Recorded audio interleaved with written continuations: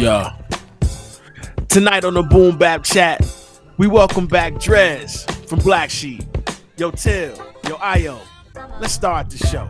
Yes, let's start this show. I am MC Till. Man, I am profound. I am IB iomos Marad. And together we bring you the Boom Bap Chat number 104. We have an incredible guest to bring to you in just a second. Before that, profound, I want to ask you, man, how you doing, man? What's on your mind tonight? Man, I'm doing well, brother, man. How you doing, man? I'm doing great, man. I'm doing really great. What's on my Oh, mind? This native tongue joint. This native native tongue tongues. Dres. And I'm excited to hear new things that might be going on and new project I'm working on with iomos and Oh, snap. you know Okay. man, I'm just excited, man. I've been and listening to Black Star, the first Black Star album, all week long, man. Dope. That's a dope So album right that's what there. I'm on. Io, So what you you been on, bro? Man, same thing, kind of similar. But really excited about the native tongue book. And yeah, yeah, man, just been a busy week this week for me, yeah, you know what man. I'm saying? But yeah. Yes, sir. No doubt. Well, I'm just coming off a weekend being with family, which is always nice to see your family. So I'm feeling really good. And speaking of family, our guest tonight has this is his third time back. He is a hip hop icon, having created one of the most successful and one of the most dopest songs in hip hop history with "The Choice Is Yours." His debut album is still heralded as one of the better albums from an era that just gave us classic after classic after classic. But however, our guest tonight is not stuck in the past. His new work with Stu Bangas is some of the best music that he has out yet to date. He has new project in the mix with DJ Dez of Slum Village. He has an album over at J Dilla Beats, accompanied by a documentary coming soon. This guy, 3 decades plus, and it feels like in some ways he's just getting started, which is amazing to me. So, ladies and gentlemen, join me as we give a nice, warm welcome to Dres of Black Sheep. Yeah. How we doing tonight? We good? Very Yes, good, man. sir. Welcome back, Dres. How are you? I'm good. I'm glad to be back. I just been really busy, and I feel like I just been recuperating a little bit. Something just finished dropping the Stu Bangas project, which was a really busy project for me. We did four singles and 4 videos in 4 weeks, and so it was a lot of running, and we had a good time with it. And I hope everybody out there, has got an opportunity to check it out. It's some really cool work. I think Stu's an amazing producer and has a long life in front of him in hip hop. You know what I'm saying? He's a beautiful cat as well. Yeah, and let's go ahead and jump into that album because like I said in the intro, your first album came out over 3 decades ago. Yeah. And some people, when they put out an album 3 decades ago and they release music, yesterday, it's like, all right, it's cool, but it sounds like they've been around for 3 decades. With you, it doesn't sound like that. It sounds like you just came out yesterday. You sound as fresh as ever. Your cadence is on point, wordplay. You sound hungry. Where do you find that hunger, and how do you keep it that top tier level all these years later? I think that would be a kind of a combination of things. To say that I've always stayed busy, after the major label releases, I kind of learned how to navigate on my own, so I've been releasing independent projects on my own little situations for years at this point, from 8WM to Blackpool of Genius to, Tortured Soul to Evertan Project. Evertan is native spelled backwards, a project I did with Jerobi. Yeah. To like the very first one was from the Short Shot Redemption, and so I've always kind of been there. I just might not have necessarily been on everyone's radar or had access to some of the platforms that a major label might offer you. So like I've kind of always been a student and always been competitive, given the opportunity to compete. I think what's also kind of helped is the state of hip hop at this point, that the bar is so low. It's not hard to step over it. You know what I'm saying? Let alone fall beneath it. So you know, like I always kind of tell, especially in these days, the best thing a new artist can do, or an older artist, is just stay true to yourself, stay authentic in your interpretation of music. A lot of times cats get caught up in what's popular and what's selling, and you know, the blueprint and the game plan and the schematic of what's successful, and they emulate it, and thus we have a bunch of repetition in hip hop. You know, we don't come from a place, at least I don't come from a place where that was even acceptable. You know, we got props because you sounded like no one. And, you know, these days it's all about, you know, fitting in this box that, you know, is what's popping. And, you know, like I'm always proud to be the black sheep in that scenario. And, you know, and kind of go against the grain a little bit. Like that's not even what's popping, if you know, in my opinion, you know what I'm saying? And let me show you what I think is popping, as opposed to tell you what I think is popping. Yeah. I'd rather show you, you know what I'm saying? So that's just kind of where the hunger comes from. Let me show you where I'm coming from, because me telling you is, you know, is almost like a wise man telling a rich man how to spend his money. You know what I'm saying? You know, like a rich man will never adhere to a wise man's words if the wise man in turn isn't rich, or doesn't have the riches that he deems parallel to his. Right. So, you know what I'm saying? So, you know, like in this scenario, you know, hip hop being what it is, and you know, it's a kind of a blood sport. The young definitely try to eat the elders. And you know, so in this scenario, it's not for me to tell a young cat how he can win, as much as it is for me to show him how he can win. Yeah. You know what I'm saying? And it's real simple. Like, just all I do is do what I think is dope. You know what I'm saying? I don't do what I think they'll think is dope. I do what I think is dope. You know what I'm saying? And I'll share that with you, as opposed to me like, damn, these young cats, you know, what did they say? You know, what's the new word? Oh, he spun the block. Let me put that in my rhyme. And what else y'all talking about? You know, I got time for none of that. I don't even want to learn that shit. You know what I'm saying? Like, I'd much rather, you know, implement where I come from with it and show you. And you know, there's some new lingo that, you know, that my circle of older dudes, it's, you know, let me introduce you to that. You know what I'm saying? Yeah. You know, and enhance your vocabulary and give you a better understanding of life, let alone, you know, your neighborhood. Yeah. Yeah.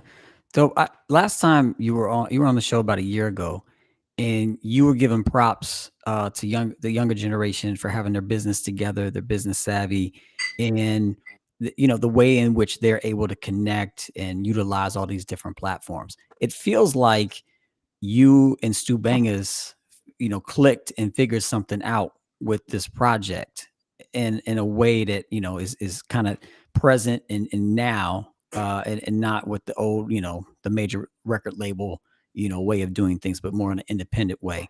Can you speak to that and how you all clicked together, and then how you came up with the idea for this project and the whole rollout?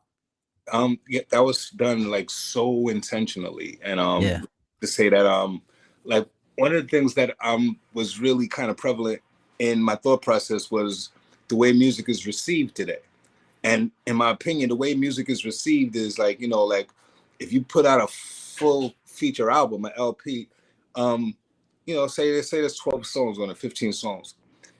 Literally the very next week after you drop 15 songs, people are gonna be like, so when are you dropping music? You know, do you have any more? What else have you got? You know, this, that, and the other. And it, to me, it borders disrespect. You know what I'm saying? It's like yo, you know, like to do 15 songs that are really a top-notch presentation, and for people to look at it as something that's so whimsical as, you know, you know what I'm saying? Because with this, you know, there's just so much music coming at you these days. I wanted to take the time, and I didn't want to do overkill. I didn't want to do an entire album to get this point across. I wanted to do, you know, an EP, and I wanted to spoon feed an EP. What happens? And my whole thought process is, what happens if you do this? Like what's the number? Well, how many sales do you accumulate by creating a hard sale and dropping a single every week and pushing the single every week. So that way, every week there's a blog talking about it. There's you know, like there's a week for you to hear this song, and let's put a visual with it so that, you know, it's not just a song. You're gonna catch a little visual. And every week, what happens if you do that once a week and then release your project? Yeah. You know what I'm saying? Well, it becomes, you know, we've learned that, you know, me and Stu kind of took the time, and big up to Stu. Stu filled in so many gaps that an older cat like myself probably would have left vacant. You know what I'm saying? You know, we helped each other on this, because it was definitely my idea to roll it out like this, but Stu helped me to kind of basically, you know, make it happen. You know what I'm saying? You know, it was a lot of know-how within it between the two of us. And so what happens when you roll it out like that, and every week people are vesting themselves into what you're doing, as opposed to you dropping 15 songs or even 5 songs and cats skimming through it and, you know, picking what they might like for their playlist and disregarding the rest. You know what I'm saying? Because that's kind of what I see music has kind of become. It's become this thing that's really $1. And, you know, nobody respects $1. You know what I'm saying? Like, you know what I'm saying? Like, yo, it doesn't matter. You know what I'm saying? So I wanted people to be a little bit more vested. And I also wanted to find out, can you create a hard sale in these days of streaming? You know, like streaming for artists like me is horrible. You know what I'm saying? Like, you literally, especially that I'm an independent artist these days, you know what I'm saying? Unless you're really, really clicking, you know what I'm saying? Don't get it twisted. There are independent artists that are accumulating millions and millions of views, but not many, you know what I'm saying? And so even accumulating millions of views, it's, you know, barely thousands of dollars. So I wanted to try to create a hard sale. Let's tempt the people with music every week, and let's make it available to them. We created a bundle so that if you like what you're hearing at any point in time, you can purchase a CD, a t-shirt, and a poster of this project, you know what I'm saying, of this, you know, this project that we're coming out of left field with, but that is really stellar, and really, you know, you can see the thought that was put into it. And, you know, the mixing was done by my dude, Pete Miser. It was mastered by Bob Power. You know what I'm saying? Like, a word. This is a top tier project. Yeah. Something that every hip hop head should own. And I was speaking to it a little bit today on my live. I was like, you know, like, it's one thing to like something, but it's another thing to support something. You know what I'm saying? And I appreciate everybody liking it. But what we need is everyone to support it, because that makes the difference in me and Stu being able to do this again. You know what I'm saying? Like, you know, like, you can't, you know, like, it doesn't make sense for me and Stu to do it again if no one supports it. I'm glad everyone likes it, but the support is instrumental. You know what I'm saying? And it's not about likes for us. It's about support. We know what we're doing, and we know it's worthy of you liking it. We need you to love it and own it. You know what I'm saying? And because you know, that's how we're bringing it. You know? Yeah, likes and hearts don't pay bills. That's for sure. All. You know, and when you're independent artists, you know, like, no one gave us a budget to do this. You know what I'm saying? Like, you know, like, let's say we did 4 singles in 4 weeks. We paid for 4 videos, 4 singles that we recorded. We paid, you know, Bob Power. We paid, you know what I'm saying? Pete Miser. We paid for every single aspect of everything you see, from the artwork to, you know, I mean, everything. You know what I'm saying? So that being the case, you know, like, we vested in hip hop. We believe that hip hop would see our authenticity and support it, especially in these days. You know what I'm saying? So, you know, everyone that's showing us love, yo, in the real, I appreciate it from the bottom of my heart, but we need your support. You know, and I'm gonna be that blunt with it. Yeah, no, that's dope. And I ordered my CD a few days ago, and that's a big salute. Yeah, and Coop Art, want to bring him in here. He's a loyal follower. He tunes in almost every Thursday. He said, "Go get that Sheep Stew shirt. It is dumb nice." You know what I'm saying? I'm sure it is. It's a quality project. Like when you have your Sheep Stew shirt, I promise you, years down the road, you're gonna be glad you have it, because it's literally gonna be like this collector's piece. Like, yo, remember? You know what I'm saying? Yeah. Like, you know, like, man, I'm telling you, I feel really great about Sheep Stu, and about just Stu, period. Stu Bangas he's an amazing cat when it comes to production. And his son is gonna be equally dope. Like, he's really putting in the time and you know, and that's what it takes. Like, I come, you know, like, speaking on the natives, like, you know, like, there's no one in the native that isn't dope, in my opinion. You know, because, like, I can attest to the hours and the days and the months and the years that has been put into the craft of hip hop. Like, you know, we believed in this with all of our heart, and we all lived for it. Right. I think it's shown throughout the years, you know, and I wish. It's a voice that's missing. The native tongues are a voice that's missing. I hope that the stars somehow align, and that our voices are sought. You know, and because we've got a lot to say, a lot to share, and I think a lot that would help in the thought process of the world these days. Like the thought process of the world these days is kind of fragmented, and you know, even the things that are, you know, like, just popular, and what popular people are doing with their popularity, you know, it just leaves so much to be desired in life. You know? And you know, it's a lesson that life is going to teach one way or the other. Right. You know what I'm saying? But you know, sometimes when we have experience, the wisest of men are the men that can learn from the eyes of another. You know, and that's something that everybody's not going to get the first time around.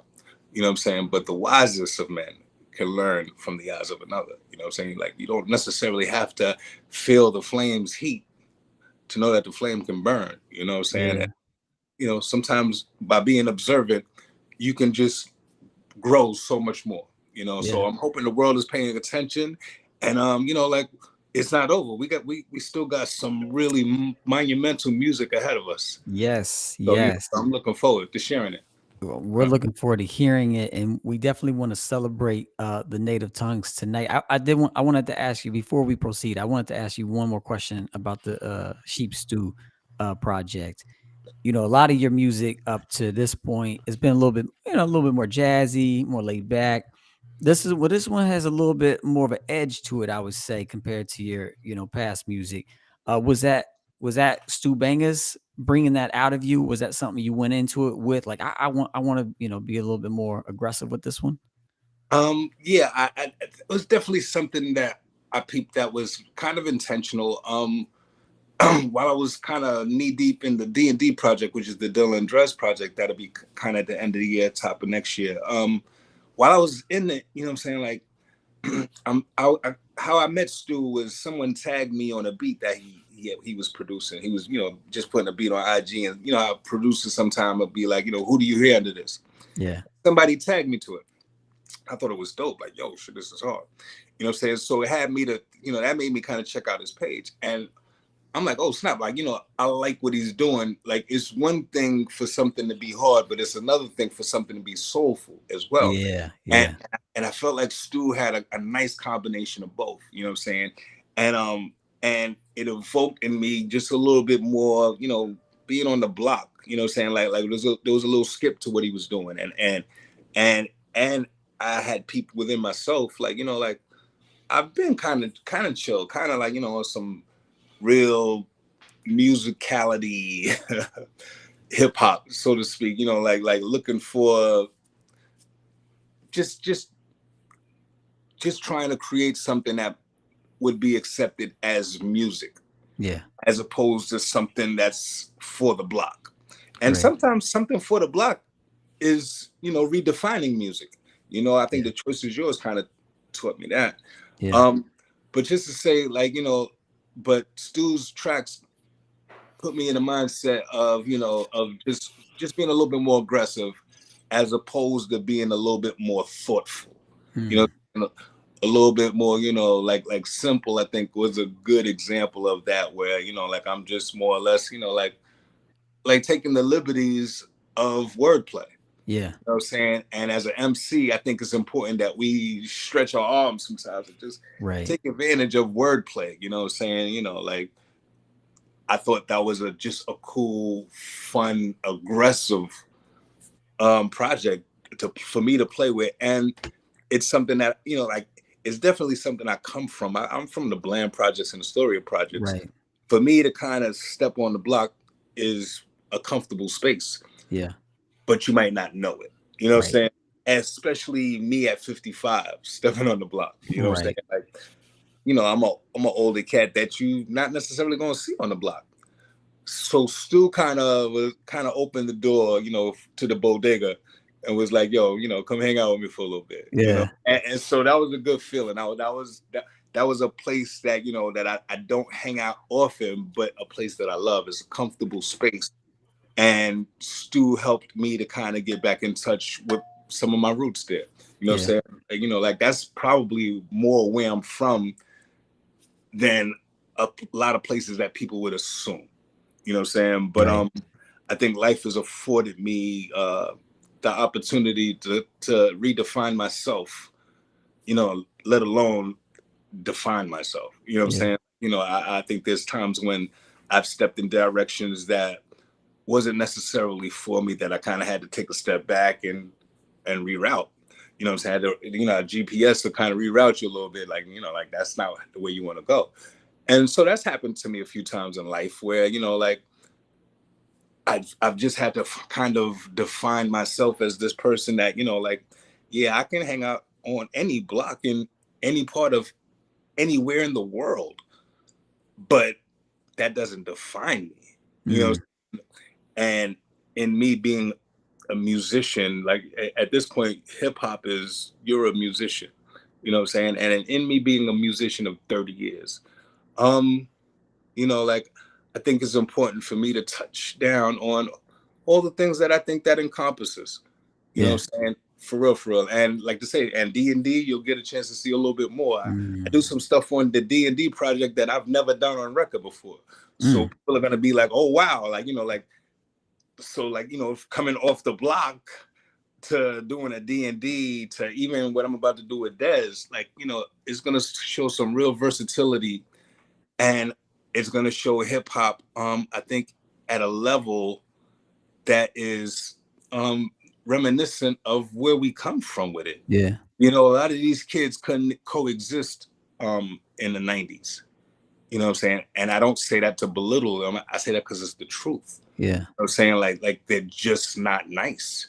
They're just not learned. They just haven't studied. You know what I'm saying? Facts. And it doesn't matter if you have money. Money will never, you know what I'm saying, make you a dope MC. Right. You know what I'm saying? Word up. It might put you in a nice scenario. You know what I'm Right. saying? And all that's cool. But, you know, to be a dope MC, you can, like, shoot, DMX showed you, you know, you can be in the middle of an alley with rats, bats, dogs, and cats, you know what I'm saying, and tear the entire world's ass up. Yeah. You know what I'm saying? So, you know, it's all about authenticity. And I think that's something else that a lot of cats have gotten away from. You don't have to even be hard, you know what I'm saying, to be real. You know what I'm saying?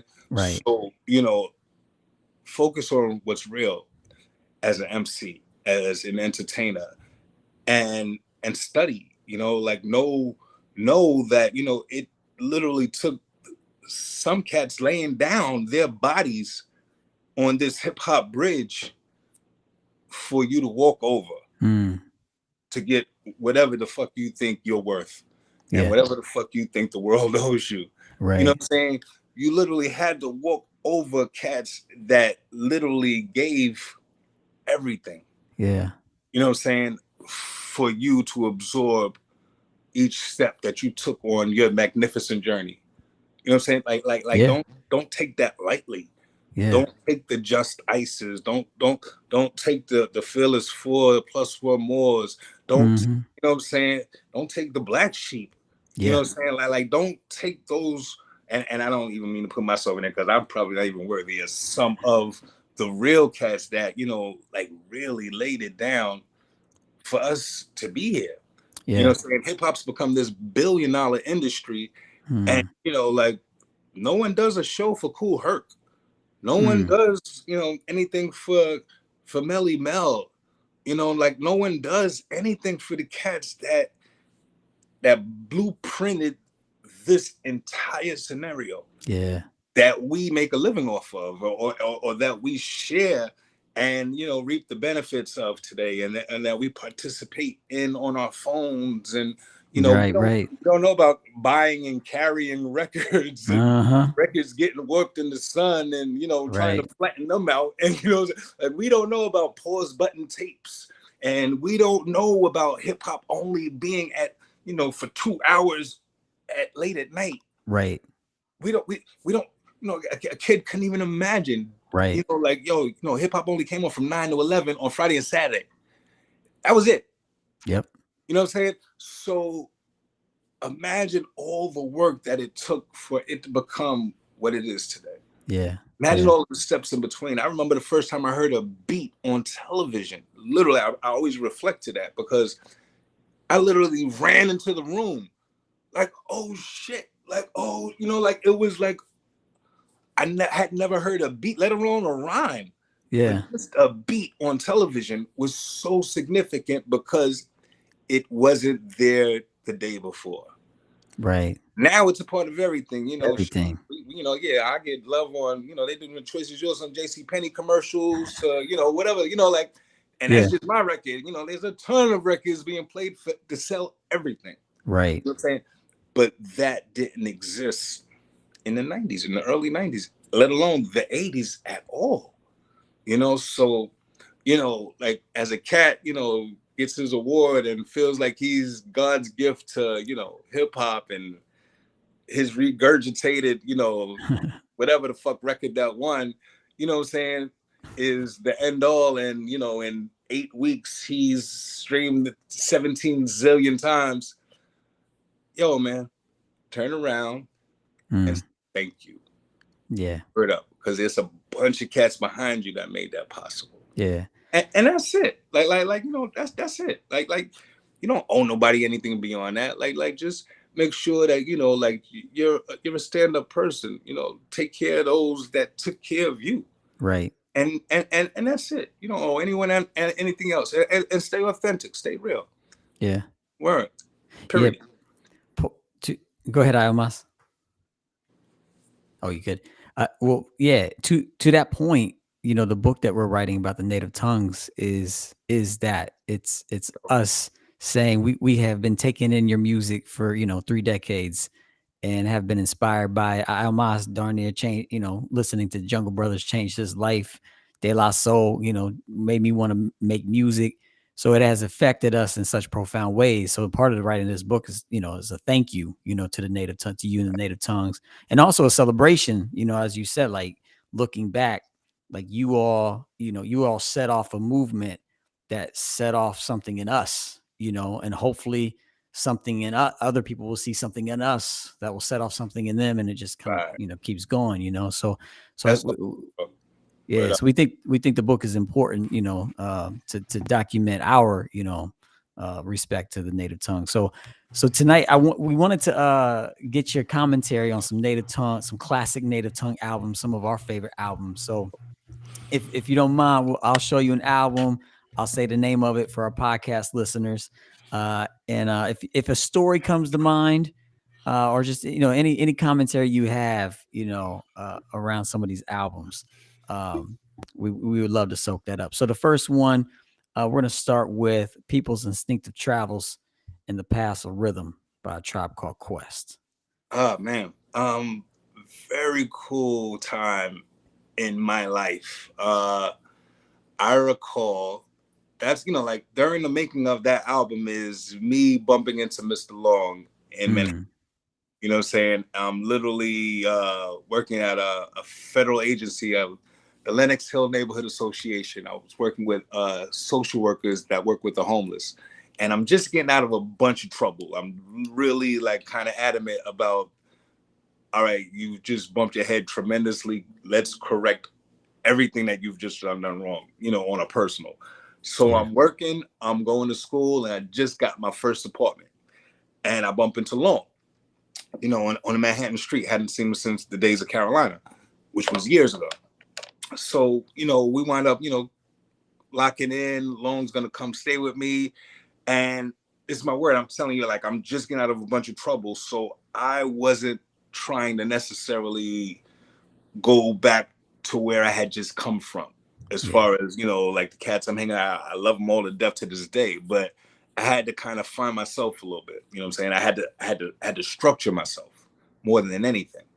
And so I kind of just started palling around with Long a little bit. Like, what are you into? He's like, I'm going to the studio. Word? Oh shit, I'm gonna come hang with you. All right, cool, come on. So I walk into Calliope Studios with Long, and it might have been a tribe session I'm working on People's Travels. You know what I'm saying? And I remember like the first few times I went to the studio with Long, like he didn't really tell me what I'm walking into. He just bought me. And so I'm walking in, and Tipping didn't even have a record out then. So there was no I guess a wow factor to meeting Tribe. At that moment, they were just some guys I was meeting in the studio that was working on some music. But there was definitely a wow factor to meeting the Jungle Brothers and De La. Like, and Queen Latifah. I'm like, yo, and Red Alert. I'm like, yo, my dude, I'm telling the Hidden Long, like, yo, you know these cats? Like, what? You know what I'm saying? So like, yo, what? So like, and Long was real familiar with everyone.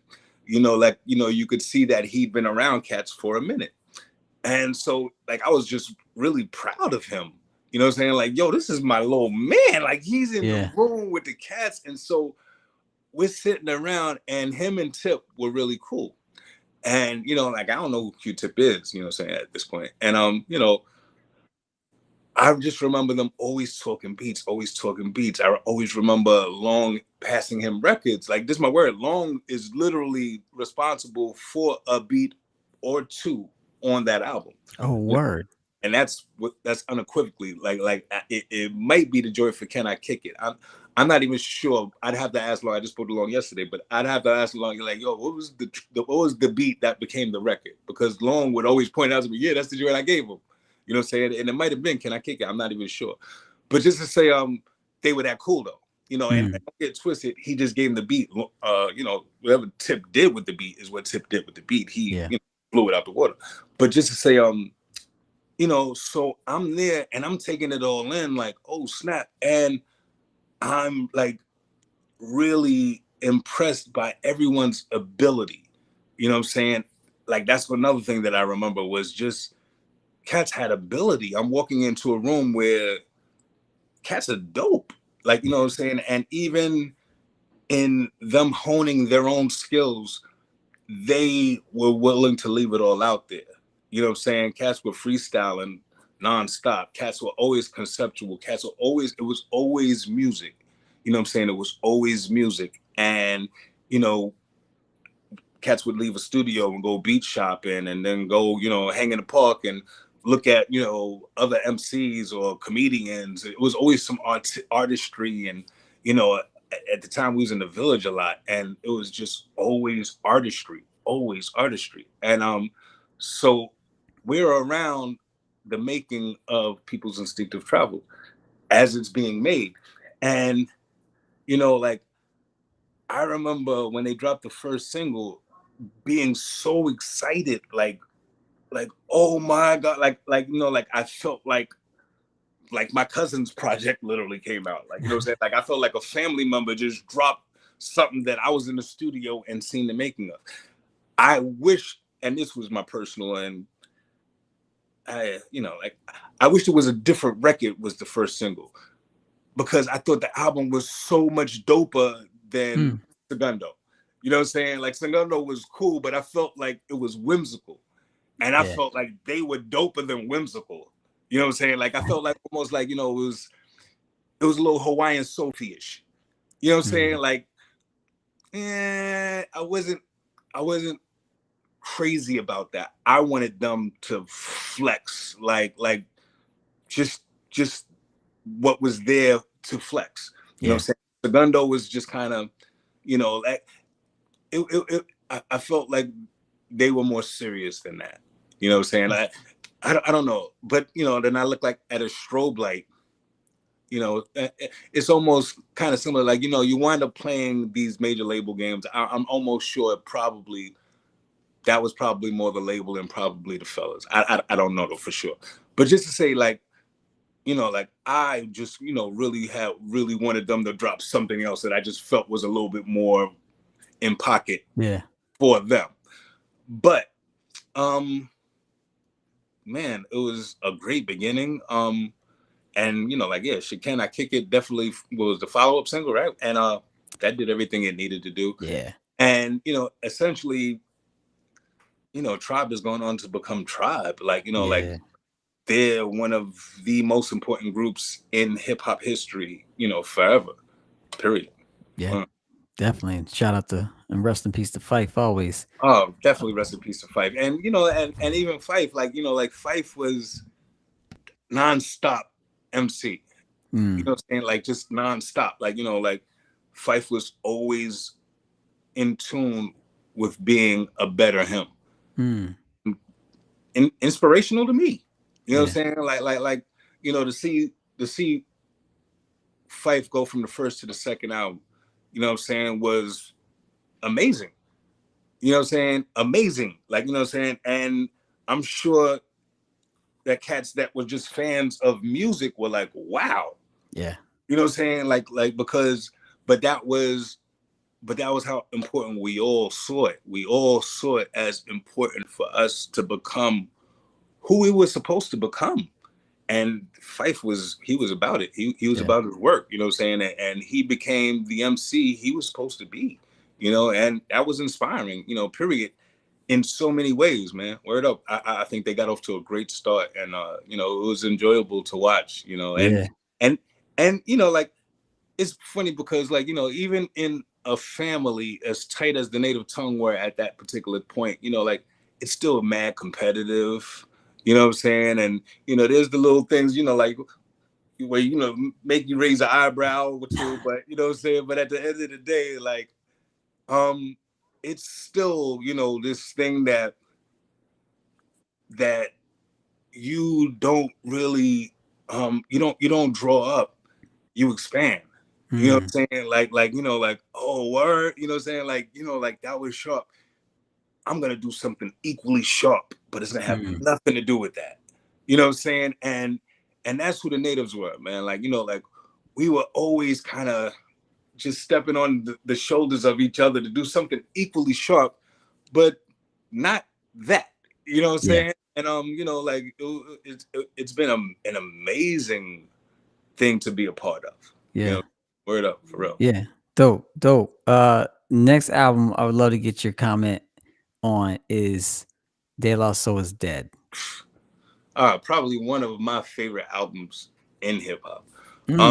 For us to have been such a cool part of it, you know what I'm saying, was an amazing thing.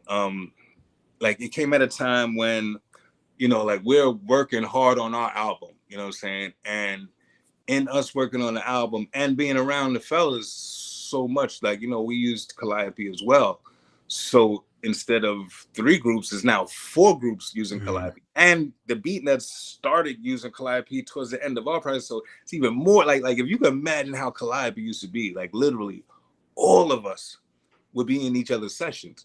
You know what I'm saying? So, you know, so like we're knee deep in a wolf in sheep's clothing while they're working on this project. And so they're starting to hear me as an MC, you know what I'm saying? And, you know, like, they afford me the opportunity to jump on one of the tracks, and their project winds up coming out, you know what I'm saying? And it's the first song that anyone is ever hearing me on, you know what I'm saying? Fanatic of the B Word. And it was like, I didn't know if it was early for me as an MC. I had a history of MCing down in Carolina, but there was years in between when it was just something I played with. It wasn't anything I went to the studio with. I didn't have verses on, you know, on hold for whatever situation. I had just started writing again, you know what I'm saying, when I'm working on a Wolf in Sheep's Clothing and when I got a chance to do that song. So me doing that song, it was kind of an arrival for me. It was kind of an opportunity to be in the room. You know what I'm saying? Like, it was them saying, you know, like, all right, you're a part of us. You're down. You know what I'm saying? We accept you. And that was like, man, that was like a graduation of sort. You know what I'm saying? Like, I was so happy anytime I heard any record off of that album playing, and Long killed the skits. Like, Long was just Long could be insane. Like, you know what I'm saying? And everybody is a comedian. So, you know, but Long was able to kind of find some really fun moments on tape, you know what I'm saying? And, you know, and of course, De La being probably the most creative out of all of us, I think, just as far as like, you know, like just sitting and talking to them sometimes is amazing. The creativity level of those three brilliant people are just astronomical. So, you know, like just the way they created the project, you know what I'm saying? We were getting a lesson in so many ways on how we would go forward and create our project. You know what I'm saying? I think we were like flies on the wall and able to kind of like just kind of take it in, man. Like just kind of learn and breathe it, and there was no pressure with it. You know what I'm saying? Like, they gave us the opportunity to sit at their dinner table and have a meal with them, and you know, and as brothers, you know, and I always love them for that, man. Like you know, like I'm one of the last ones. Sometimes I feel like I'm like, me and Long were like kind of one of the last ones in the door, so to speak. Right. You know what I'm saying? Everybody else had the relationship. Everybody else went to school. Everybody else this, that, and third. And, you know, we might not get put in the core group of De La, Tribe, and Jungle, but sometimes we should. You know what I'm saying? Like, you know, like because like I said, we were right there, you know, while Tribe was working on, you know, People's Instinctive Travels. You know, Mista Lawnge did the cuts on Buddy. You know what I'm saying? It's like, you know, like we were right there. We had just gotten to the room, like kind of before it became the next generation, so to speak. You know, and, you know, I feel like, you know, that's the core. You know what I'm saying? But we were privy to a lot. Like, you know, like we were literally like, I feel like I came and it was like, yo, close the door. And, you know, all right, cool. Right. And then the next generation kind of came behind it. Or, you know, or we might have been the first of the next generation. It's all good. I'm just glad to be a relative. But, you know, at the end of the day, like, that's kind of how I felt about it. I felt like I saw the formation of what it is. Yeah. You know what I'm saying? Word. You know, it really became real when Tribe dropped their first album. Because then it became an official trinity. You know what I'm saying? Like, you know, like it's in name on when they're doing it on what was the first time you're hearing Tip? Was that on the Jungle Brother record? Was it the promo or Black is Black? Right. You know, that's one thing when you're hearing the word native tongue, but it's another thing when they drop their album. Now there's 3 pieces of work that speak to it. You know what I'm saying? Right. And you know, like that made it that much more official to see. You know what I'm saying? Because I knew where I was when Jungle came out. I knew where I was when De La dropped, you know, Potholes.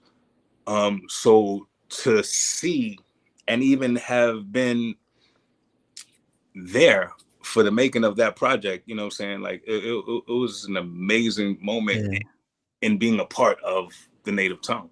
You know what I'm saying? For real. Well, I have to say, sorry, Profound, were you about to jump in? You don't interrupt the guy when, you know, I'm learning right now, man. Yeah. I have to say, Dres, you know, as we've been working on this book, everyone we talk to, we ask, who is the native tongues? Like, who is the core? And so far, there's debate on like who's kind of the second wave, but so far everyone has mentioned the four groups: Black Sheep, Tribe, De La, and Jungle Brothers, and Moni Love and Queen Latifah. So Black Sheep has always been, everyone we've talked to so far. You've been mentioning that. So that's peace. I mean, go ahead. I don't fight it. Like I feel like anyone that would feel like the three groups are the base, you wouldn't be wrong. But anyone that would feel like it was four of us, you wouldn't be wrong either. Right. Yeah. Dope. iomos, you have a question? Yeah, can y'all hear me now? Yep, we can hear you. All right, cool. I always study a lot of native tongues live shows on YouTube. And one of my favorite shows is 2008 and Rock the Bells when they brought you out and the crowd went crazy. And you kept saying, I wasn't even supposed to be here. You said that joint was so dope to me, man. Like I felt like I was there at that concert. The first time I saw that video, I was like jumping up and down, like, no, they not about to bring Dres. Because you heard the boom boom. And Dave was just like, Tribe, they lie, and we had the Black Sheep, and then you came out. I was like, oh man, I wish I was there. That's like one of my favorite moments, man. Like hearing you just talk about how you felt like you was in the family and you was a part of them, and you was like you were like truly. You know what I'm saying? Thank you, man. I love the fact that you sharing these stories, bro. Yeah, I think I was at Jones Beach, if I'm not mistaken. You know what I'm saying? Because I remember too. But just to say, and yeah, you hit it right on the head, man. Like to feel like you're part of something. Yeah. It's an amazing feeling. But I think sometimes when I'm speaking to before I felt that, like you have to look at it like almost like a second cousin that you meet that lived in Australia. Okay, he's related, but up until you're around them for a little while and they deem themselves worthy of your presence, they just somebody your mom told you about. You know what I'm saying? And you might find yourself feeling like you babysitting or, like, yeah, I'm not really sure about cousin It from Australia. You know what I'm saying? But then there comes a point where you're like, yo, It is the shit. Yo, I'm so glad you here, It. You know what I'm saying? Like, like this is my cousin It, yo. You know what I'm saying? And when that came, that was like, yo, like it just was the most amazing feeling. And that's kind of what I'm speaking to. Like, once it was acknowledged that, my mom got me babysitting my cousin here from Australia. You know what I'm saying? Like, once it was like, yo, this is my cousin It, yo, y'all need to meet It. It's about his shit. You know what I'm saying? Then it was like, the acceptance of being down with the natives and representing the natives. And, and then, like Chris Lighty, God bless, was our first manager. You know what I'm saying? Like, you can't get much more down than that. You know what I'm saying? So, like when we did the demo and Red made phone calls on our behalf and Funk and Klein, God bless, made phone calls on our behalf. And we're being presented to major labels as the Native Tongues Black Sheep. Yo, man, you couldn't tell me nothing. You know what I'm saying? Like, my family is a shit and I'm related. Like, yo, my bloodline is amazing. Y'all met my cousin Q-Tip, yo. You know my Uncle Paz, yo, Uncle Red, like it was just like, yo, are you fucking kidding me? Do you know who I'm related to? Like, like I'd be willing to walk into City Hall, like, listen, Koch, shut the fuck up. I'm here with the native tongue, and it was serious, like, yo. That's what's up. That's dope, and that dopeness and that high level of skill and artisanship, like that really inspired, and influenced a lot of people. And there's an album I wanted to ask you about, and I'm gonna bring up Coop Art's comment here in just a second. Because I love this album, man. It's dope. You're on it. Mista Lawnge, I think, produced something. You might have produced on here too. I can't remember, but the album is Theme plus Echo equals Krill by the Legion. And Yo, Coop Art specifically is wondering about any story around the Jingle Jangle verse, which is an incredible song right there. oh, peace, yo. Well, the Legion are primarily self-produced. And one of the things, it's such a cool time as well for me, but it's also it's a bittersweet time because like I to my understanding, I might be one of the first MCs to get a label imprint. So I get this label imprint called One Love off of the heels of the success of A Wolf in Sheep's Clothing. And now, mind you, like I really pushed for me to get this thing. I had the ability to produce, but I wasn't known as a producer. You know what I'm saying? Like I had learned so much in the rooms. I record shop just as much, especially initially. I had my own record collection and this, that, and the other. And I had an ability in me that I was dying to share. But I also had to learn some of the things that I hadn't really been participating in wholly. So I get this imprint called One Love, and I bring out the Legion, and I bring out this female group called iomos out of Oakland. And mind you, the Legion was supposed to be, I had just offered the deal to Molecules. I wanted it to be just Molecules. I didn't want it to be the group. I wanted Q's to do a solo album. I thought Q's was just, I used to bring him out during freestyles, at shows.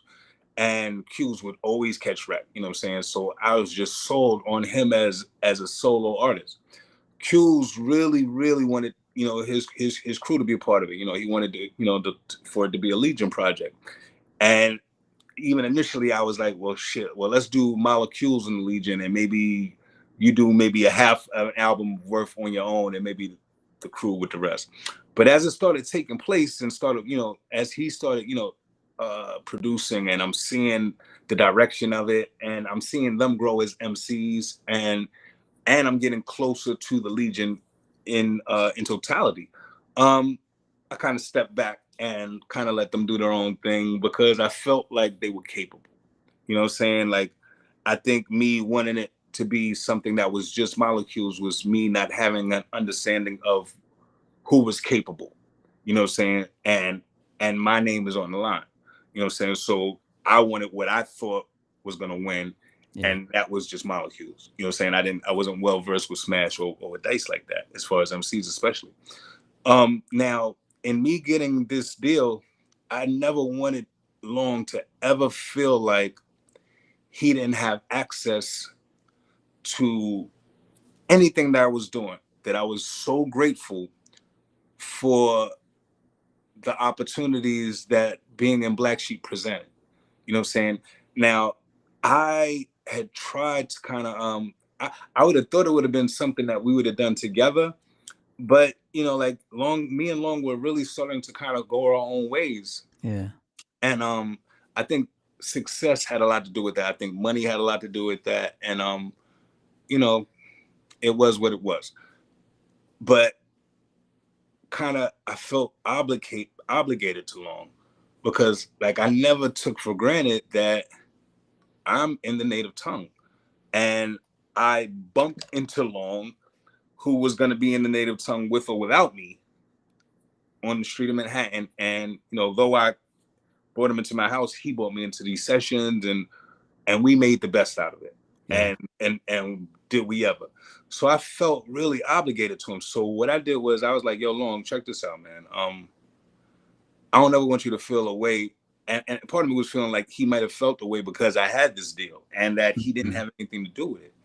So what I did was I made a deal with Long. I was like, yo, listen, if you would, I'd like to pay you $7,000 per track. And every project that I bring through One Love, I need you to do 3 tracks on. So whatever album I'm bringing through One Love, you'll make 21,000 just by doing 3 tracks. And in that way, you're always vested in whatever I'm doing out of, just out of loyalty. Just to say thank you. You know what I'm saying? And so Long did 3 tracks on the Legion album, and he did 3 tracks on Image's album. And and I paid him $7 G's a track, and that was just me, you know. I don't think no project loses by having Mr. Lawnge do some production. And you know, he definitely blessed them with some dope stuff, especially Maj. Oh my goodness, hit them with some dope stuff as well.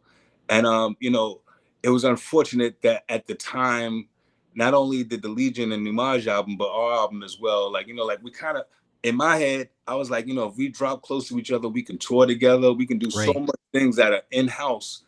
You know what I'm saying? That never got a chance to really happen because not only did me and Long kind of wind up having difficulties, but the label Mercury was about to become a subsidy of Polygram. I mean, Mercury was a subsidy of Polygram. Polygram was about to be bought by Universal. And just a whole slew of stuff started happening in between here and there, to the degree that even like the president of the label, Ed Eckstein, like is really kind of like becoming difficult about the Legion project, the Image project.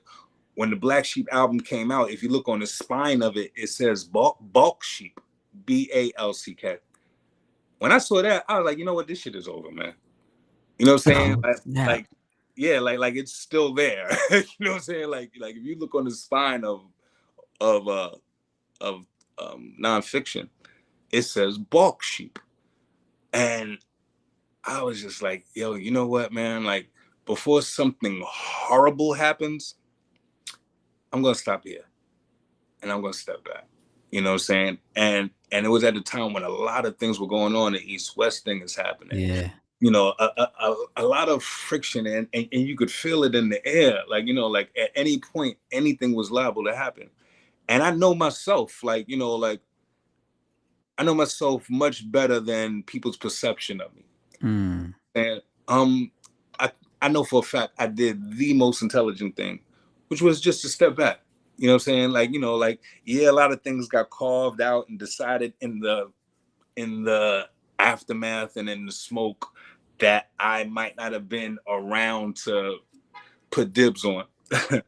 But I had a peace of mind that that I've learned that you really can't buy. You know what I'm saying? Money doesn't equate to happiness.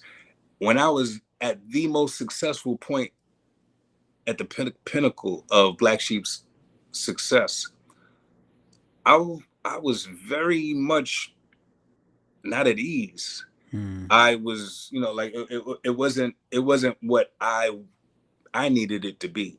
And it got to a place where it was just so noisy in my head. You know what I'm saying? That I see where cats make wrong moves because there's so much noise. Yeah. You know what I'm saying? Unless you've got a team that you trust with your life. If you don't have a team you trust with your life, then you're trying to make decisions as to not lose your life. In a lot of instances. And there's a lot of noise that comes with that. You know what I'm saying? So this is my word. When I step back from the label and this and the other, I'm pretty sure we could have got a deal if that was what we was trying to do. It wasn't what I was trying to do. I was like, yo, you know what? I gotta go. I gotta go before something happens to me or I do something out of character, or you know, there's already a couple of places where I bump my head that I already kind of need to recoup from that. And you know what? I'm gonna step back from this and I'm going to resurface with an understanding of how to do this on my own. And so I went down south, I bought a crib down in Carolina, and I started my own independent thing. I incorporated, you know what I'm saying? I did some of the things I wish the natives had done. You know, it's upsetting to me that to this day, you can't write a check to the native tongue. Yeah. You know what I'm saying? That disturbs me, you know what I'm saying? But I did some of those things on my own, you know what I'm saying? And I started learning how, you know, everything about production. The Short Shot Redemption was a project that, I basically did on my own. And, you know, and I started learning from manufacturing to, you know, the internet was brand new. I was probably a little ahead of everybody because I had a project on the internet when the internet wasn't in everyone's house yet. Right. You know what I'm saying? So, but that's where my head was at. Like, you know, like there's other ways to skin this cat, you know what I'm saying? Yeah. And, you know, and I probably was a little bit ahead of myself but at the same time, I thank God sometimes the mistakes you make lead you to a place of safety, as opposed That's to, so true. That's yeah, so true. yeah, man. Sometimes when something isn't for you, that winds up being a blessing. Yeah. You know what I'm saying? So, like, yeah, all right, the limelight kind of moved on me, and I've got a song on D&D, called Limelight that kind of even speaks to that. But the limelight moves. The limelight moves always. It's always moving. And if you're lucky, it'll hit you again.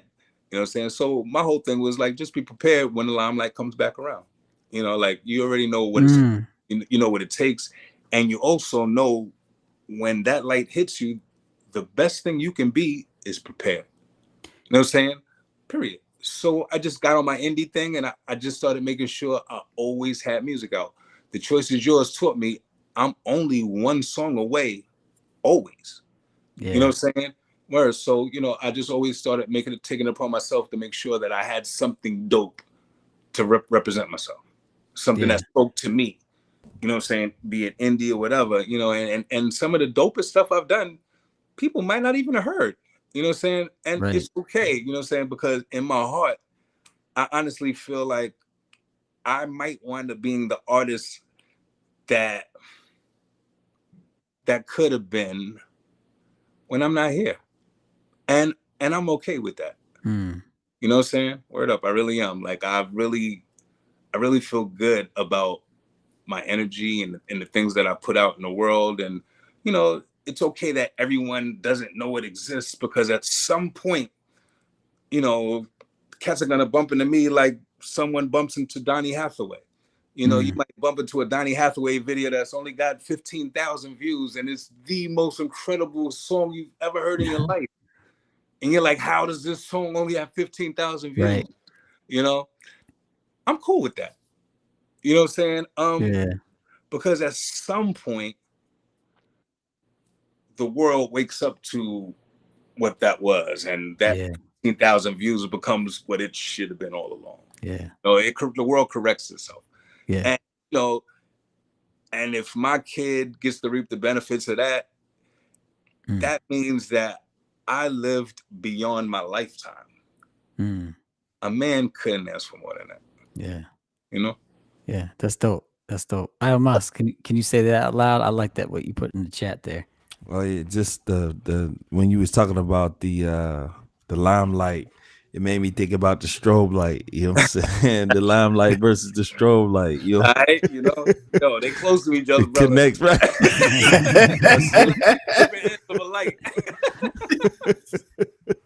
For real.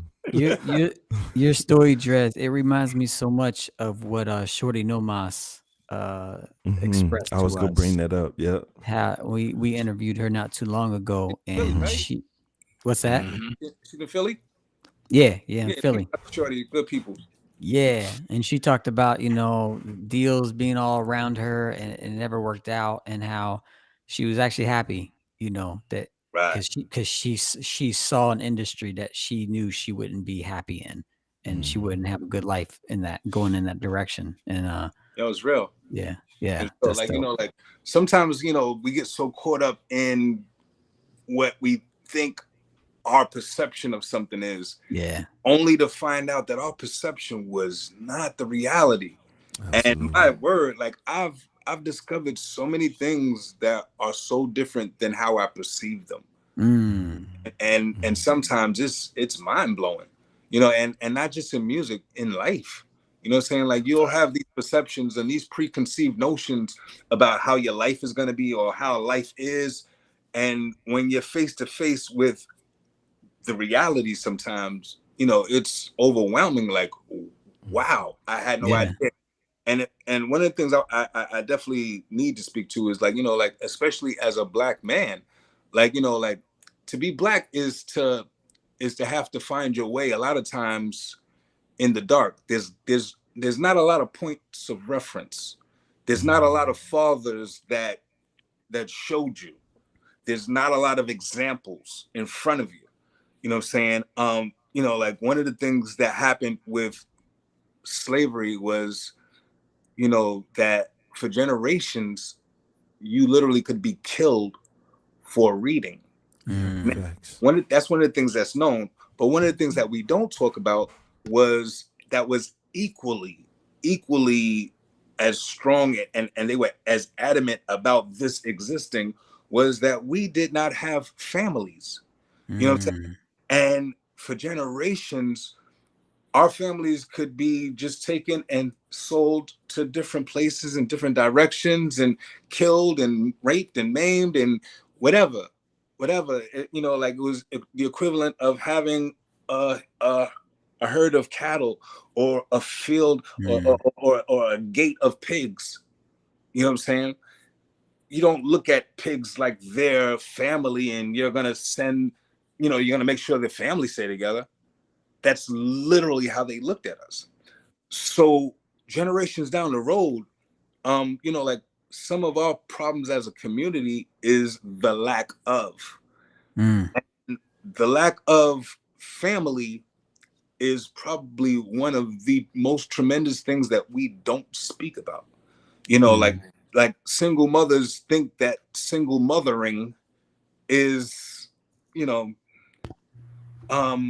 something that they're equipped to do.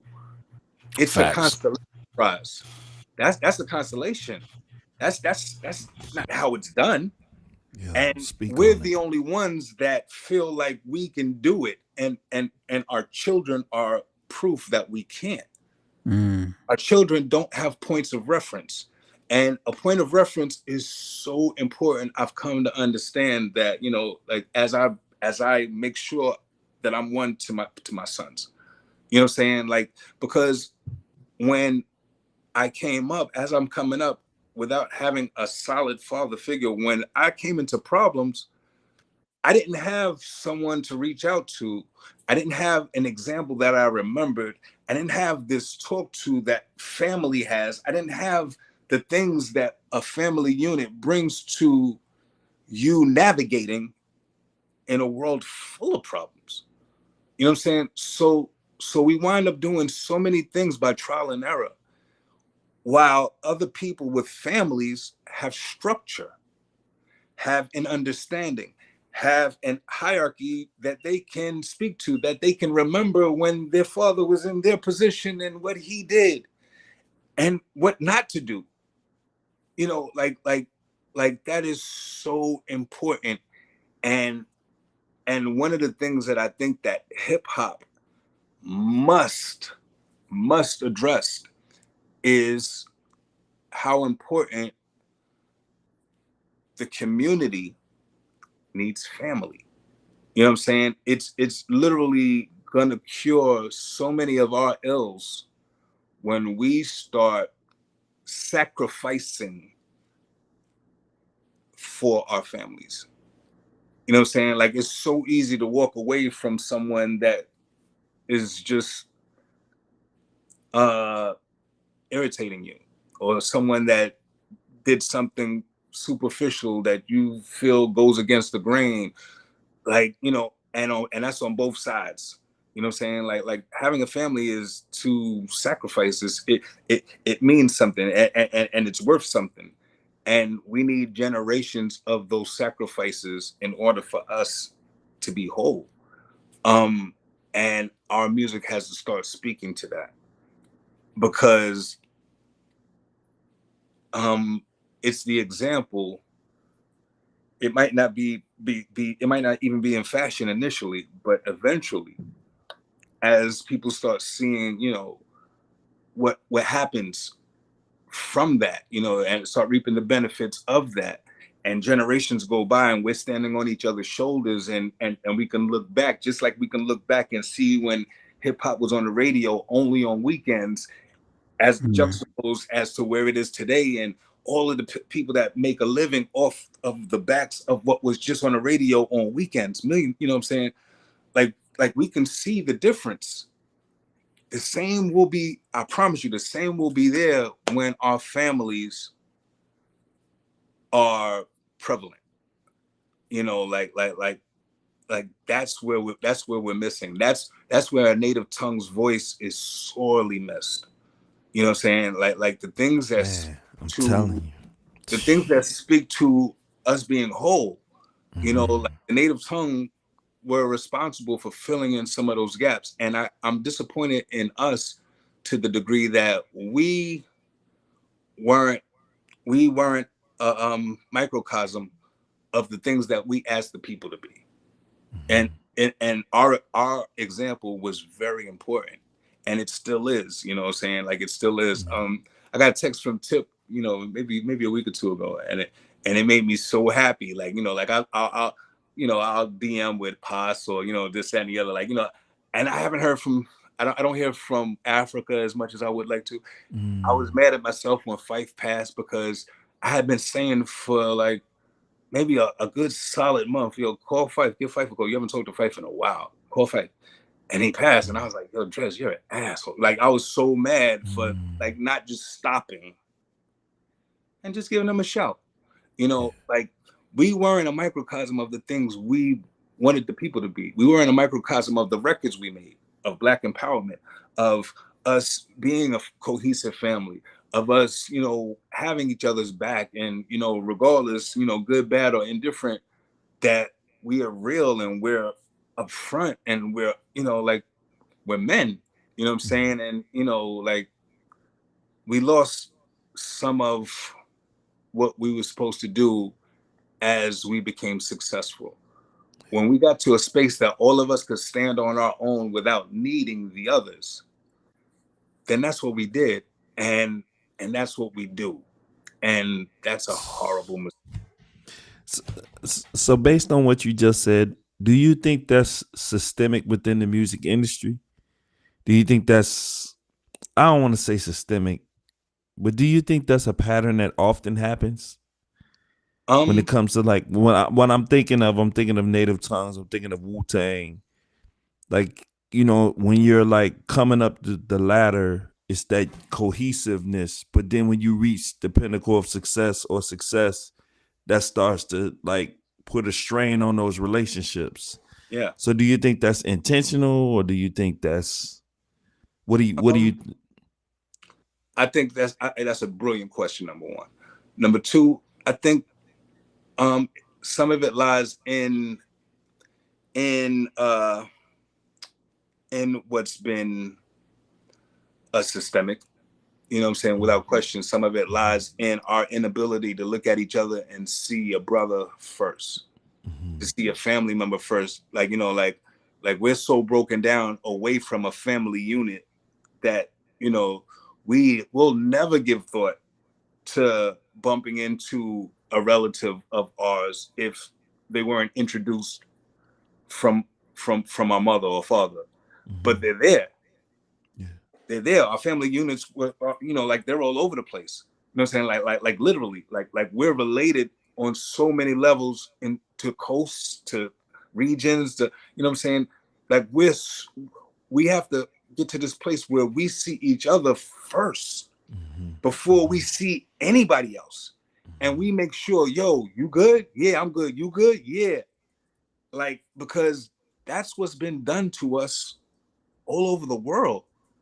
Everyone makes sure that they're good. No one makes sure we're good. You know what I'm saying? And I would go to say, and please trust me, this, I don't mean this in the wrong way, but, you know, like if you're a gang member, and I don't care what gang it is, like we're not the ops. You know what I'm saying? And gang members think other gang members are their ops. No, your ops are white supremacists. Exactly. Your ops are people that endanger the well-being of our community. Those are your ops. So if you have the heart to aim a gun, have the sense to aim at the op. You know what I'm saying? Like, I'm not advocating any form of violence, but if that's what you're doing, right, don't point it at the people behind you, or the people that look like you. You know what I'm saying? Like, period. You aiming the gun at your own reflection, bro. Right. Meanwhile, you know what I'm saying? You know, like, we do have ops. You know what I'm saying? And the world has ops for that much. You know what I'm saying? Like, if you really want to patrol, the world, all right, cool. But just know who your enemy is. Yeah. You know what I'm saying? And that too is a native tongue voice. You know what I'm saying? Like that too is, someone that has the audacity to say, look, all right, cool, you gonna be who you are. I get it. But do you know that everybody you shot, that was friendly fire? Like you don't get props for that in the real world. You know what I'm saying? Like in the real world, you don't get props for killing someone that looks like you. Word up. And it's time that you stop thinking that you do. Yeah. Word. Like, and it takes a native tongue to say that. Because ain't nobody else gonna say it. Right. Yeah. So dope. Very true. Very true. I like our guy Ian Charles. Facts. Well said. Shout Facts. out, Ian. What up, Ian? And as I was hearing you speak, Dres, man, you got so much wisdom, bro. Thank you, man. Yeah. You dropping jewels Yep. tonight all over the place, bro. Man, I really I appreciate you, man. Like I'm hearing you talk about, I'm hearing the philosophy of Ubuntu. Like if you heard Ubuntu, the term Ubuntu is from South Africa. It's in Xhosa. It's from the in Xhosa language, and it means I exist only because you exist. You know what I'm saying? My existence is wrapped up in your existence. You know what I mean? And that to me, that's what native tongue represented. That Ubuntu, like it's no tribe without Jungle Brothers. It's no Jungle Brothers. It's no Daylight without, you know what I'm saying, Black Sheep. Yeah, it's no Shorty Nomads without, you know what I'm saying? Yeah, y'all existed, but only because the other one existed, and that synergy that y'all had between each other is definitely missing, man. It's that void can never be filled again, bro. Man, dude, I'm sorry. But this is my word. Like I still feel like I know we're getting older, and I see the gray. Y'all raised me, bro. God is funny. Like I knew God had a sense of humor. Gray pubic hair.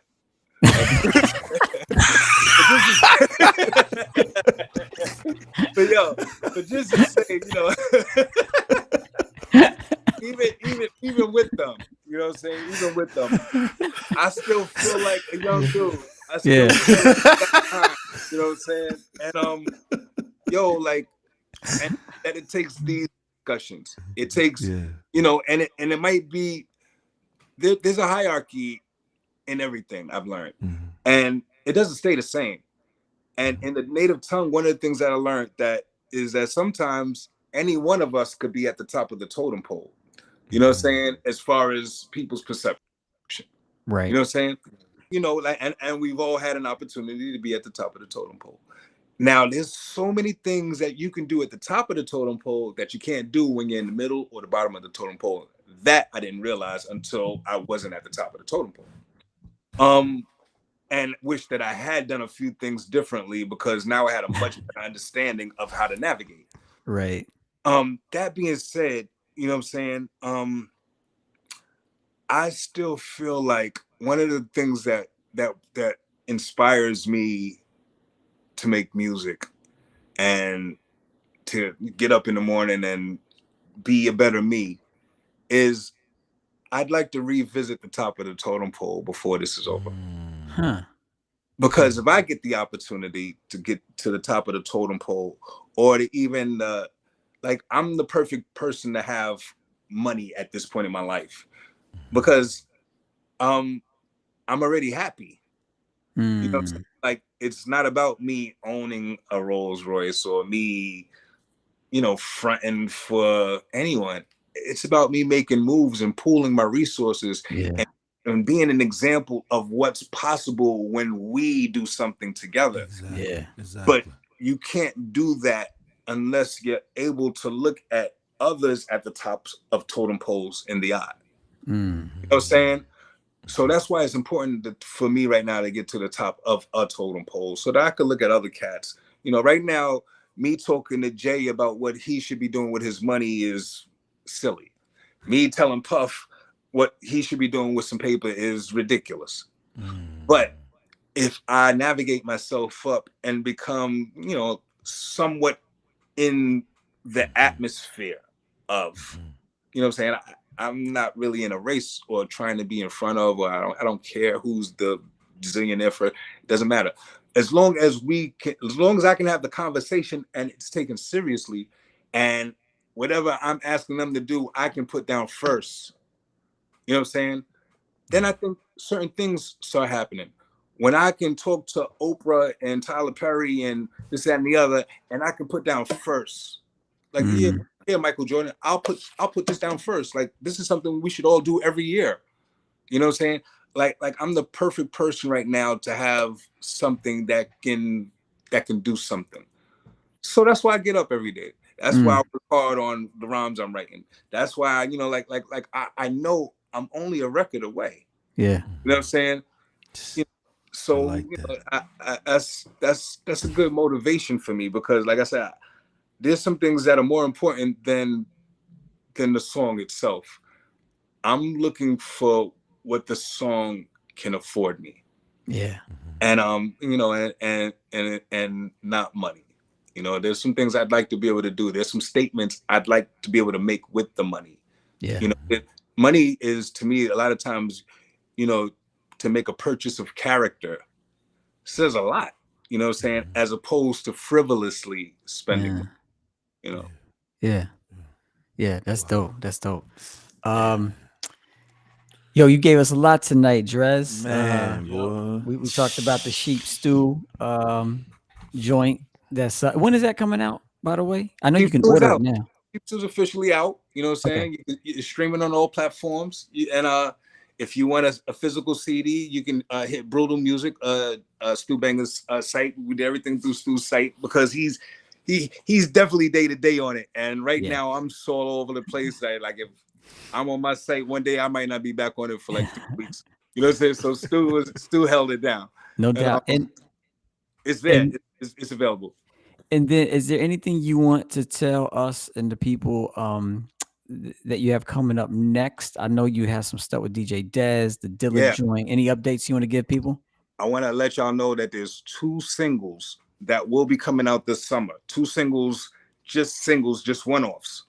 One is a Chi Ali single. Me and Chi Ali gonna drop. Let's go. Yeah, and it's really, really kind of dope. Chi's laid his verse on it already. I'm kind of behind the 8 ball right now, but I'm coming with it. It'll be very soon. And another single was this amazing beat that I bumped into. I believe the brother's name is J Filth, something like that. I bumped into this guy. I was in London, and online on IG, which is the same way I met Stu. I heard this beat that was crazy, and I hit the kid about the beat. Like, I heard the beat, and then like a month went by, and I didn't hear it, or this and the other. And I bumped into the kid again while I was in London online. So I hit him like, "Yo, what are you doing with that beat, man? Like, you know, like, are you doing anything?" And like, he was like, "Oh, that's just a snippet. That's not even a full beat." So I literally, from London, walked him through creating and arranging and even adding to and creating this insane beat that Pasta News has committed to doing with me. So equally a special song. So both of these songs will be out before the end of the summer. And those are 2 separate singles. But you know, the next project I'll be doing is the DJ Dez project, and which will be followed by the D&D project probably, and also something that's in the back burner. I don't know how familiar y'all are with Vitamin D. Probably be the producer that I do an EP with after the DJ Dez. I'm doing EPs for the rest of my career. 5-song EPs with any producer that I think is amazing or that I have a relationship with, and I have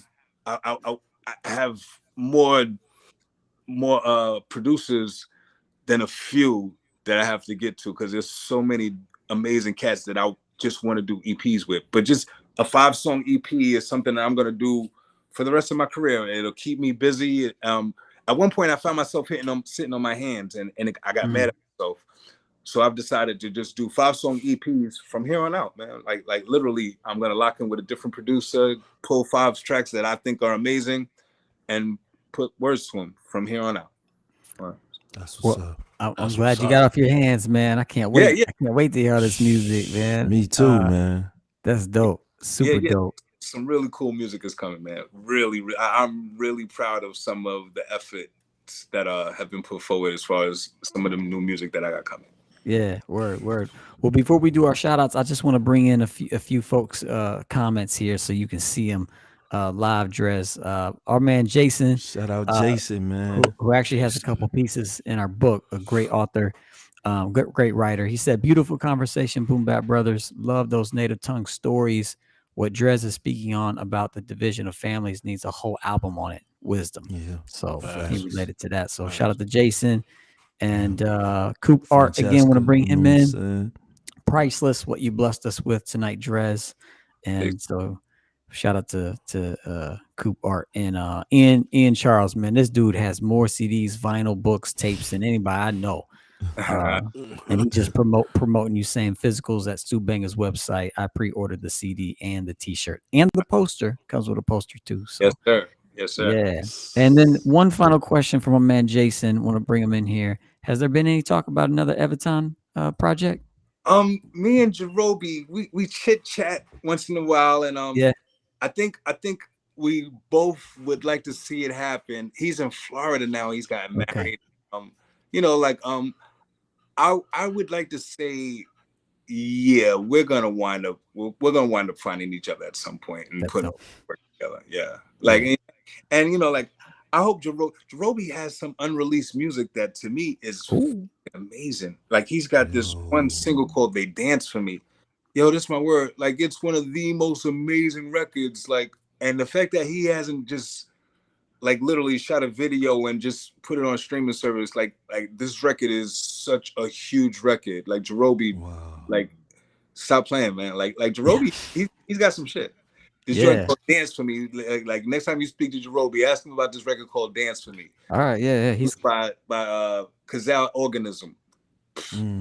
Yeah, though I'll do that. He's being in Cincinnati and headlining a hip hop party. He's DJing, coming up I think in October. So he'll probably play it. I hope he plays this stuff when he DJs, because this is my word. Jerobi's got some shit on the low, but Jerobi kind of like, you know, like Jerobi, like he'll play everybody else's stuff and you know just kind of like, you know, like, oh, you like that, like, you know, as far as his stuff, oh, you thought that was okay, you know, like, yeah, nigga, this shit is dope. Like, you really think so? Like, yes, you know, like you really gotta pull Jerobi out sometimes.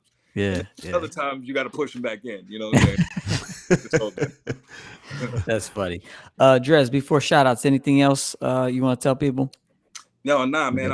I just want to say, yo, thank you to everybody that, you know, took the time to listen to us. And like I'm very grateful for everybody like just that's been rocking with me for 30 years, man. And if you're new, yo, welcome. And you know, like I hope you like what you hear. I hope you like what you see. And you know, like this is what it is, you know. Yeah.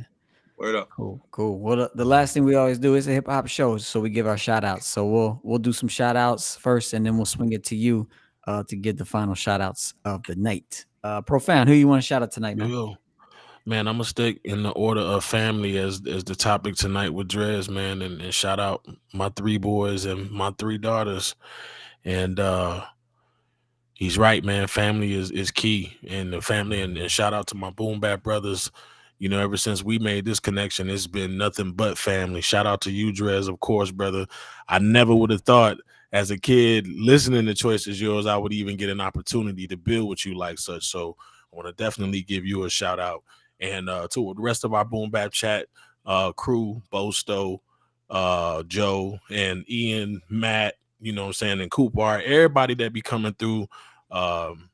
You know, man, I'm just full, man, and full of knowledge, man. And tonight, man, my heart is full, man. I appreciate you. So shout out.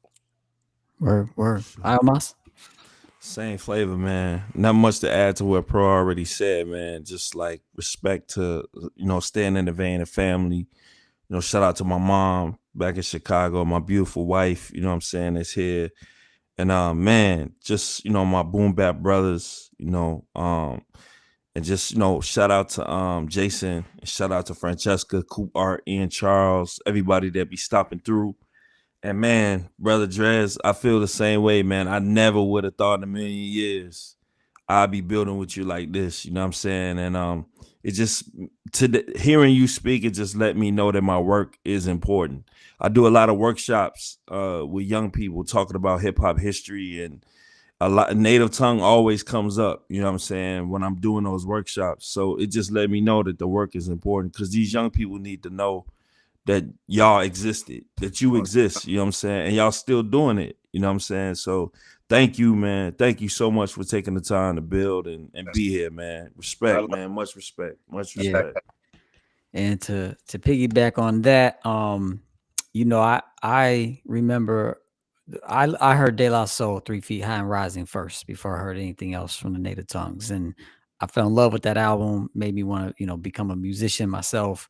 And then I heard Tribe's debut album, and I was like, oh my gosh, there's like more of this feeling. And then I heard Jungle Brothers, and then I got the tape in the mail, A Wolf in Sheep's Clothing, and it was just like, man, the impact that, you know, that album and those early Native Tongues albums had on me, you know, so profound. I think, I mean, it really did put me on a course, you know, to pursue this music and this culture, you know, for my entire life, and has taken me across the country a few times, has introduced me to dope dudes like iomos and Profound. And so I owe, you know, much gratitude to the entire Native Tongues and to you, Dres. So thank you for being there and being a part of it, and, you know, for being so cool and down to earth with us, and coming by not once, not twice, but 3 times now in the Boom Bap Chat. I just really appreciate you and what you've given to so many of us and to me personally through the years. So thank you, and shout out to you. And with that, we'll send it over to you for the final shout outs. Man, well, shout out to all 3 of you brothers. I really appreciate it, and I look forward to the 4th time, you know what I'm saying? Because that means I'm still working. You know right. You know, like, and let's keep it family, you know. Big shout out to my big head wife in the back and my big head son sleep, you know what I'm saying? I'm about to go make sure everybody's good, and you know, like that's what it's about. Like, and you know, like, we grow to become who we're supposed to be. We're not who we're supposed to be. You know what I'm saying? So, you know, like let's keep growing. And I'm hoping that, you know, like, your words all touch me sincerely. And I hope that I'm an example of some of the things that you spoke to in yourself. You know what I'm saying? Because it's important that, you know, just like I'll take a minute and, you know, the 3rd, 4th time, you know, there's going to be times when you're going to need to take a minute to be your 3rd or 4th time, you know, and it's important, you know what I'm saying? And I just want to know that, you know, like, y'all are going to get it, and y'all are going to, you know, like, yo, just pass it forward. Like everything that you are, everything that you become, you wind up becoming a point of reference. You wind up becoming a beacon. You wind up becoming just something that stands for something that should be standing. You know what I'm saying? And once you discover that within yourself, you should grow about 6 inches. You know what I'm saying? Like, once you discover in yourself what it is, yo, your head never sees the ground from there.